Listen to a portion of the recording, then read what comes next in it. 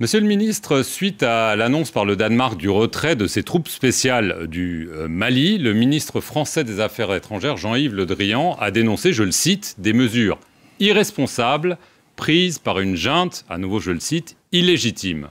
Votre réaction? Ma réaction, c'est d'abord, c'est surprenant de la part d'un diplomate de la trempe de M. Le Drian qui parle au nom d'un grand pays, la France. Ce sont des propos empreints de mépris, ce sont des propos que je condamne, qui sont inacceptables. Et je crois que les insultes ne sont pas une preuve de grandeur. Nous sommes disposés à discuter avec la France ou d'autres sur des questions de substance. Il ne s'agit pas de questions irresponsables. Ce que nous essayons de faire, c'est de défendre les intérêts de notre pays. Nous savons que la présence des troupes françaises, et européennes dans le cadre de l'opération Takuba ont fait l'objet d'un accord sur le statut de force avec la France. Et la France, même sa présence, est gouvernée par un traité de défense qui nous lie avec la France. Et ensuite, un protocole a été conclu en mars 2020 qui permet d'inviter d'autres partenaires européens en dehors de la France ou non européens à se joindre à la force Takuba. Et dans ce cadre-là, le Danemark n'est pas un pays ennemi, c'est un pays ami qui soutient beaucoup le Mali en matière de coopération, mais toute présence étrangère au niveau du Mali doit répondre aux règles maliennes, doivent aussi aller dans le sens des intérêts supérieurs du Mali, surtout pour la présence de forces étrangères. Je suis en Europe ici. J'imagine que si je n'ai pas de visa, je ne peux pas entrer en Europe. Je crois que nous devons tous nous respecter et respecter ça. Il est bon que M. Le Drian comprenne que ce ne sont pas les insultes qui règlent le problème entre nations, que ce que nous attendons de la France, grande nation, qu'elle puisse avoir une attitude constructive, moins agressive, moins hostile et moins empreinte de mépris vis-à-vis des autorités maliennes qui incarnent aujourd'hui la souveraineté de notre pays. Alors, on va revenir sur Takuba, mais tout d'abord sur Paris. Vous parlez de mépris, vous parlez d'insultes. Alors, une question simple, enfin plusieurs questions simples. Est-ce que vous allez exiger des excuses de Paris? Est-ce que vous songez, par exemple, à prendre des mesures telles que le rappel de votre ambassadeur en France ou convoquer l'ambassadeur de France à Bamako? Le Mali n'exclut rien de la table si la souveraineté et le peuple malien ne sont pas respectés. Nous ne demandons pas des excuses à Paris, nous demandons que Paris nous respecte en tant que pays. Nous respectons la France, nous respectons le peuple français. D'ailleurs, il n'y a pas de problème entre les peuples français et les peuples maliens, mais l'attitude des autorités françaises doit changer pour prendre en compte cet élément, qu'il y a des autorités responsables au niveau du Mali et que seul un engagement avec ces autorités permet de gérer leur présence au Mali. Et cette présence doit répondre aux intérêts supérieurs du Mali. Et nous sommes en train de revoir plusieurs accords et traités de défense pour nous assurer que ces traités ne violent pas nos dispositions constitutionnelles, ne violent pas la souveraineté du Mali et prennent en compte l'intérêt des Maliens. Si ce n'est pas le cas, le Mali n'hésitera pas soit à dénoncer, soit à demander un réajustement de ces différents traités. Nous sommes conscients que certains de ces arrangements ont été conclus par le gouvernement précédent. Il y a la continuité de l'État, mais rien ne saura être au-dessus de l'intérêt supérieur des Maliens, que le président Goïta et le gouvernement sont disposés désormais à assumer et à s'assumer pleinement. Et nous souhaitons que la France et d'autres partenaires inscrivent aussi leur action par rapport à cela. Et je salue d'ailleurs la décision sage des autorités danoises de retirer leurs forces sans plus d'acrimonie. Et nous sommes disposés à continuer le dialogue avec l'ensemble de nos partenaires pour la sécurisation du Mali et la stabilité de l'ensemble de la région. Alors ce vendredi, Monsieur le ministre, c'était chez nos confrères de RTL, le ministre français Jean-Yves Le Drian est revenu à la charge, si j'ose dire, en disant que désormais c'était la rupture du cadre politique et du cadre militaire. Nous ne pouvons pas rester en l'état, a-t-il dit. On va voir comment on peut adapter notre dispositif en fonction de la nouvelle situation.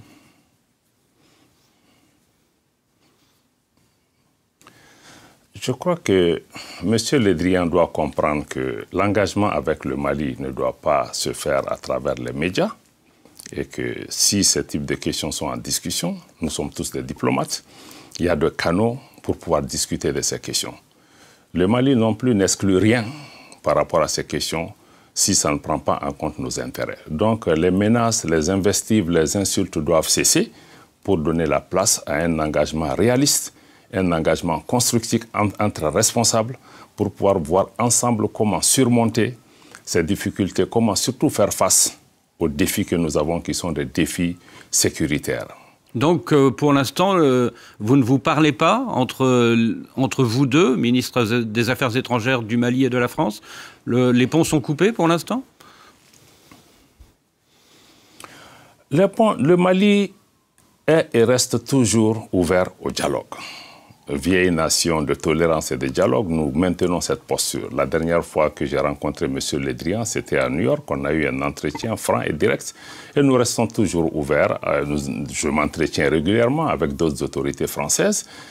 Malheureusement, M. Le Drian ou d'autres responsables français, on ne les entend plus sur les médias parlant du Mali. Et que d'avoir vraiment un engagement constructif, au lieu de soulever le monde entier aujourd'hui contre le Mali. Je le rappelle, cette attitude agressive ou hostile à l'endroit du Mali n'a rien à voir avec les raisons qui sont mises en avant liées au respect de la démocratie, au respect des droits de l'homme, à des coups d'État. Non, le Mali est puni parce que les choix politiques des autorités du Mali ne conviennent pas à certains. Et je crois que nous devons pouvoir sortir de ça parce que même les coups d'État dont on parle, la France applaudit des coups d'État quand ça va dans le sens de ses intérêts, elle condamne quand ça va dans le sens contraire de ses intérêts. Non, cette politique des 2 poids 2 mesures aussi doit cesser. Vous pensez au Tchad? Je ne pense absolument à rien. Et il y a eu beaucoup de pays où il y a eu des situations, il y a eu des politiques de 2 poids 2 mesures, et de la France et même de nos organisations africaines. Et je crois que ceci ne va pas dans le sens de pouvoir répondre aux attentes aujourd'hui des peuples africains et des peuples maliens. Je crois que la France et les autorités françaises, comme les autorités européennes, je crois qu'ils doivent davantage écouter ce qui se passe sur le continent. Le ressentiment et l'exaspération des uns aux autres par rapport à une certaine politique, je crois qu'il faut écouter. Nous-mêmes, dirigeants africains, nous devons davantage écouter ce qui se passe dans les rues africaines, dans les maisons africaines, où les gens demandent un changement de politique, plus de respect, et plus d'engagement dans un esprit d'un partenariat gagnant-gagnant, moins de paternalisme et de condescendance, malheureusement, que nous voyons au quotidien et que nous dénonçons. Monsieur le ministre, vous dites que vous réservez votre réponse à la demande de la Norvège, du Portugal et de la Hongrie d'envoyer des soldats sur votre sol. Est-ce à dire que vous allez dire non à leur demande? Est-ce à dire que, parlons franchement, Takuba, c'est fini?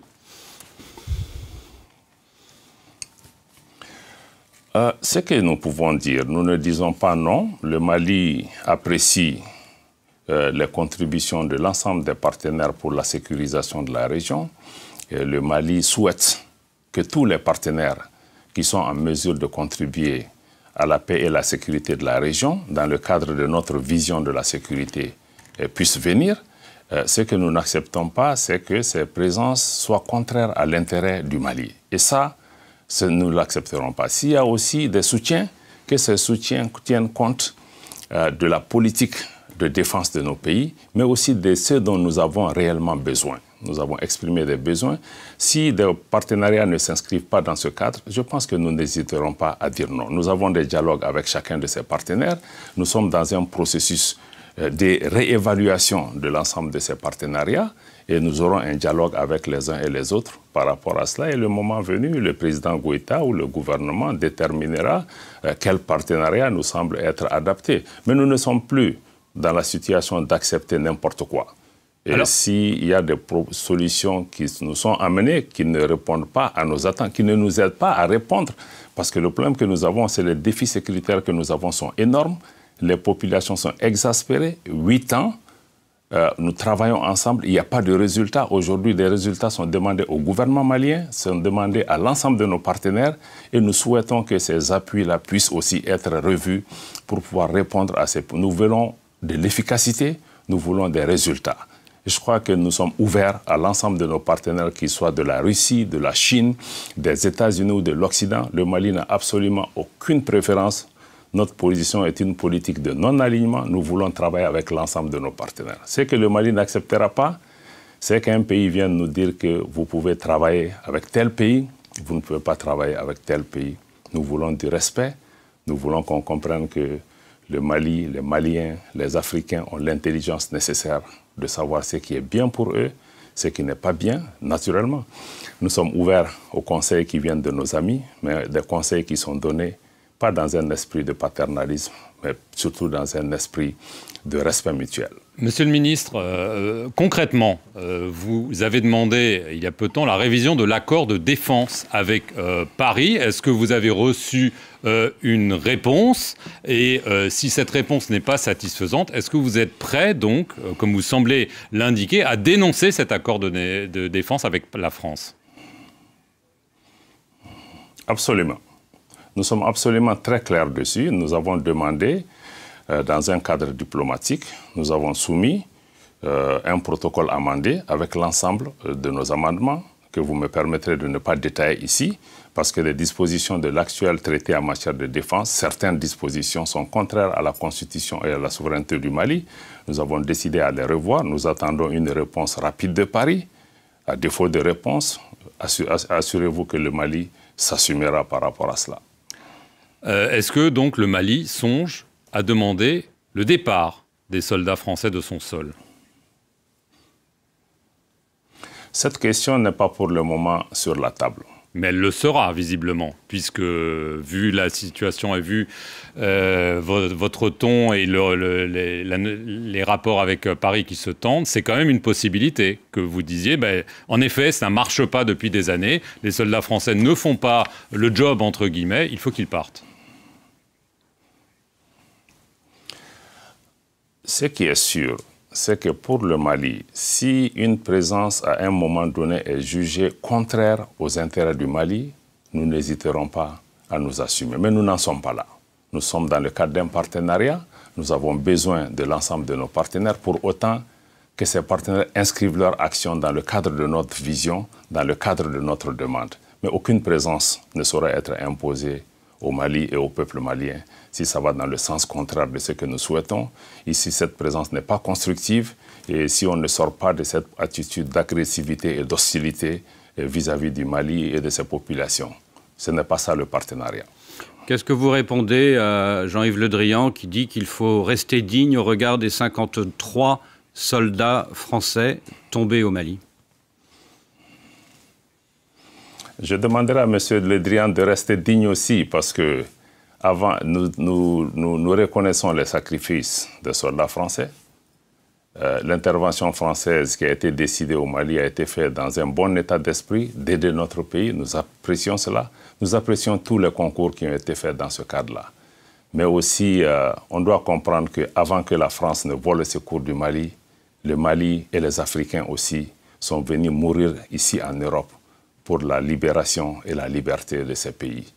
Donc nous avons tous des dettes de sang les uns envers les autres. Mais essayons de dépasser cela et de bâtir des cadres qui nous permettent vraiment de répondre aux solutions et pas à travers des dictats, des menaces, des invectives. Je crois que ça se fera seulement dans le cadre de nos intérêts mutuels, dans le cadre du respect dû à chacun, mais qu'on arrête cette mobilisation, toute cette campagne de dénigrement contre les autorités maliennes. Nous ne sommes pas impressionnés par cela.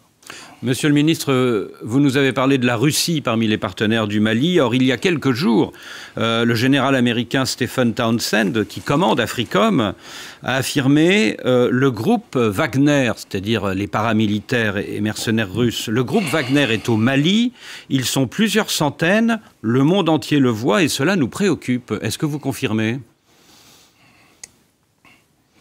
Encore une fois, je ne suis pas plus impressionné. Vous savez, c'est la même Amérique, notamment à travers le général Colin Powell, qui, au Conseil de sécurité des Nations Unies, a montré des photos satellitaires et des preuves au monde entier qui nous ont tous convaincus que l'Irak dépose d'armes de destruction massive. La suite de l'histoire, vous la connaissez, elle était totalement fausse. Donc ce sont des mensonges. Ça a été mené à ce pays à cause de... Absolument. Et pourtant, le commandant américain d'Africom ajoute que Wagner bénéficie du soutien d'avions de l'armée russe pour son déploiement. Ce que je peux vous dire et que nous avons dit de façon constante, le gouvernement du Mali a fait un communiqué absolument très clair sur la question. La coopération avec la Russie est une coopération historique. Le Mali, depuis son indépendance, a été fortement soutenu par l'ex-URSS, plus tard par la Russie. 80% du personnel militaire malien avait été à l'époque formé en Russie ou en ex-URSS. Et même aujourd'hui, 80% de nos équipements viennent de ce pays. Notre coopération avec la Russie est une coopération d'État à État. Le Mali ne s'adresse qu'au gouvernement russe qui répond à nos sollicitations avec une grande célérité, une grande efficacité. Les 7 derniers mois, les équipements et les fournitures qui ont été acquis via cette coopération ce type d'investissement n'ont jamais été faits au cours des 15 ou 20 dernières années. Vous savez, nous aimons bien la coopération avec nos amis occidentaux, mais ils doivent comprendre que nous sommes dans une situation de guerre contre le terrorisme. Nous cherchons des solutions. Et nous irons partout où nous pouvons trouver ces solutions, si c'est à Paris, si c'est à Bruxelles, si c'est à Washington ou bien si c'est à Moscou. Et aujourd'hui, grâce à cette coopération, vous l'avez noté, des succès opérationnels importants sont en train d'être enregistrés sur le terrain dans la lutte contre le terrorisme. Nous souhaitons que d'autres partenaires aussi puissent venir nous accompagner dans ce cadre-là. Alors, comme vous ne voulez pas officialiser ou confirmer la présence du groupe Wagner, est-ce que ça veut dire, puisqu'il y a ce partenariat dont vous vantez la qualité et les bénéfices, est-ce que des troupes russes pourront bientôt arriver, des troupes officielles russes au Mali, justement dans le cadre de cette lutte antiterroriste? Est-ce que c'est ça qui est en discussion avec Moscou? Ce que nous avons indiqué de façon constante, le Mali a acquis des équipements avec la Russie. Le Mali reçoit aussi des instructions russes qui viennent accompagner nos unités à pouvoir manier ces équipements et ces armements. Mais pourquoi pas des soldats, monsieur le ministre? Un appui technique est fourni dans ce cadre. Nous n'avons pas ces questions-là à ce stade et aussi il s'agit des questions de défense et de sécurité de notre pays que nous n'allons pas discuter dans les moindres détails ici à votre micro. Mais je peux vous dire que ceux qui sont présents au Mali sont des assistances techniques qui viennent aider nos unités à pouvoir faire face à la menace sécuritaire. Et nous souhaitons que d'autres partenaires aussi. La porte n'est fermée à personne au Mali. Nous souhaitons que tout le monde puisse venir nous aider, mais qu'on sorte un peu de tout cette campagne sur Wagner ou sur d'autres. Le Mali a un problème sécuritaire. Le Mali est un État qui se bat contre le terrorisme. Nous faisons face aux groupes terroristes les plus violents sur cette planète. Al-Qaïda au Maghreb islamique, maintenant dénommé JNIM, l'État islamique au Sahara. Nous faisons face à des conflits intercommunautaires dans le centre du pays. Le problème du Mali n'est pas Wagner. Le problème du Mali, c'est un problème d'apporter la sécurité aux Maliennes et aux Maliens. C'est notre responsabilité. Et nous ferons tout ce qui est nécessaire, conformément à nos lois et conformément aux traités internationaux pour pouvoir répondre à cela. Et nous souhaitons que les autres qui sont en train maintenant de faire toute cette campagne autour de Wagner, qui prennent un peu de recul, qui viennent voir avec le Mali quel problème sécuritaire vous avez et quelle peut être notre contribution à pouvoir résoudre. Je pense que c'est ce dialogue que nous attendons de nos partenaires. Depuis le 9 janvier, Monsieur le ministre, votre pays est lourdement sanctionné par vos voisins de la CEDEAO. Mais dans un communiqué, hier, la CEDEAO dit attendre de vous un calendrier raisonnable et réaliste pour la tenue des élections. Elle ajoute que les sanctions seront levées progressivement sur la base de ce chronogramme et de sa mise en œuvre. Est-ce pour vous une petite ouverture ? D'abord, permettez-moi d'indiquer que le Mali est membre de la CEDEAO. La CEDEAO a été fondée au Mali en 1975. Nous sommes membres fondateurs et nous sommes partie prenante aussi de l'ensemble des textes qui sont agréés dans ce cadre-là. Mais dans le même temps, il faut reconnaître que nous ne reconnaissons plus notre organisation. Parce que récemment, les sanctions qui ont été prises contre le Mali, certaines sont conformes, mais l'embargo économique et financier, la fermeture des frontières est un acte illégal, illégitime et injuste.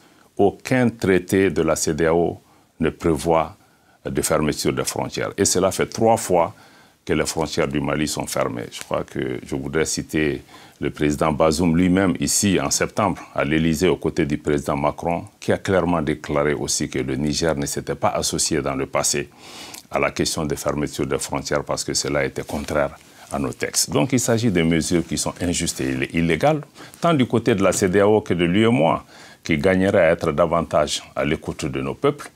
Et l'UEMOA aussi, nous sommes partis d'une union monétaire où nous avons souverainement donné notre droit d'émission monétaire à une institution qui aujourd'hui a pris des décisions qui ne sont pas conformes parce qu'une banque centrale n'obéit pas à l'autorité politique, n'obéit pas à des critères politiques. Mais troisième point qui me semble être important, c'est que cette politique de sanctions, il faut qu'on sorte de cela. Le Mali, ce dont nous avons besoin, c'est l'accompagnement, c'est l'écoute, c'est le dialogue, c'est la compréhension. Aujourd'hui, si les sanctions contre le Mali, qui sont les actions au-delà de la normale, étaient efficaces, il ne se serait pas passé ce qui est en train de se passer au Burkina. Donc revenons maintenant dans le cadre du dialogue. Le président Goïta l'a indiqué au Mali après la prise des sanctions. Nous l'avons indiqué aux Assises nationales de la refondation et nous l'avons indiqué dans la lettre que le président Goïta a adressée le 7 janvier au président en exercice de la CEDEAO, que notre pays est ouvert au dialogue et nous avons même invité la CEDEAO à déployer une équipe technique pour évaluer ensemble le chronogramme qui a été soumis pour arriver à un compromis. Et plus récemment, il y a beaucoup d'interactions avec l'Algérie, avec l'Union africaine, avec beaucoup d'autres voisins pour pouvoir trouver la solution. Nous sommes dans cette dynamique et nous espérons que ces différentes démarches nous permettront d'arriver à un chronogramme qui soit consensuel, mais qui doit prendre en compte les aspirations des Maliens. Et nous sommes prêts au dialogue, mais nous n'allons pas braver les intérêts de notre pays par rapport à cela. C'est ce que je pouvais dire en ce qui concerne cela. Et nous allons continuer à œuvrer ensemble pour pouvoir trouver une solution. Bon, les sanctions sont ce qu'elles ont leurs limitations aussi, mais le Mali demeure attaché à un retour à l'ordre constitutionnel qui n'est pas remis en cause. Certes, les délais n'ont pas été rencontrés, mais le retour à l'ordre constitutionnel demeure un engagement solide du Mali pour aller de l'avant. Ce que nous souhaitons, c'est que nos frères et sœurs de la région puissent prendre le temps nécessaire de nous comprendre, de nous écouter comme nous devons aussi les écouter, de mieux apprécier la complexité de la situation au Mali, un pays en guerre comme je l'ai indiqué, pays lui-même qui est victime du terrorisme.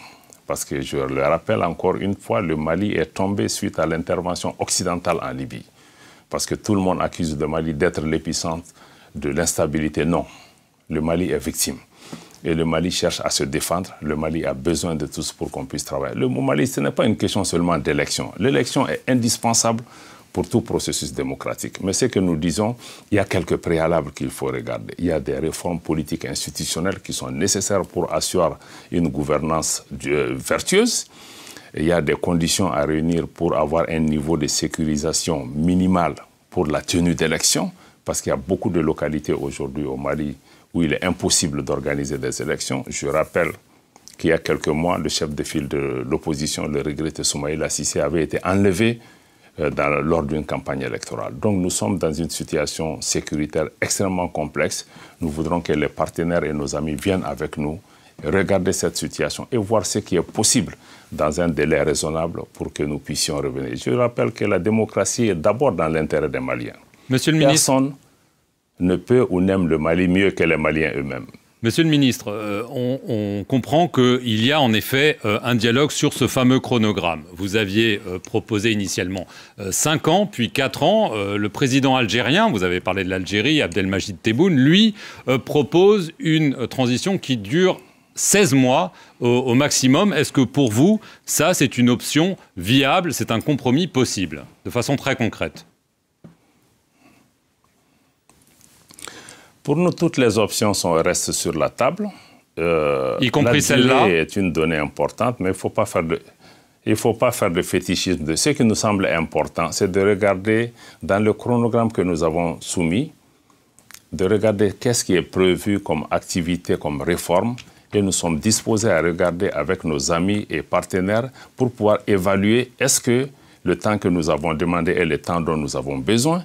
Est-ce qu'il y a d'autres alternatives pour nous pour aller à un compromis? Pour nous, le plus important, c'est de regarder, il y a quelques réformes clés aujourd'hui, comme la mise en place d'un organe unique chargé, un organe unique indépendant chargé de l'organisation d'élections transparentes et crédibles, ou comme l'écriture d'une nouvelle constitution, qui sont des données aujourd'hui indispensables, parce que si elles ne sont pas faites aujourd'hui, elles ne se feront jamais. Et dans ce cadre-là, je pense que nous restons ouverts pour pouvoir convenir de la période la plus appropriée et qui prenne en compte l'intérêt supérieur du Mali. Mais 16 mois, c'est possible. Qui prenne en compte les exigences. Je dis que toutes les options, nous sommes ouverts à examiner tout ça. Je ne peux pas, à votre micro, répondre à cette question. C'est l'objet des consultations qui sont en cours. Nous ne nous focalisons pas sur une durée de 16 mois, 2 ans ou 3 ans à ce stade, mais nous voulons qu'on regarde ensemble qu'est-ce qui est prévu, qui est important pour le Mali, qui est important pour le peuple malien, qui est sorti, qui a montré qu'aujourd'hui, on ne peut pas faire juste des élections et tourner le dos. Si on est d'accord sur ça, nous sommes ouverts.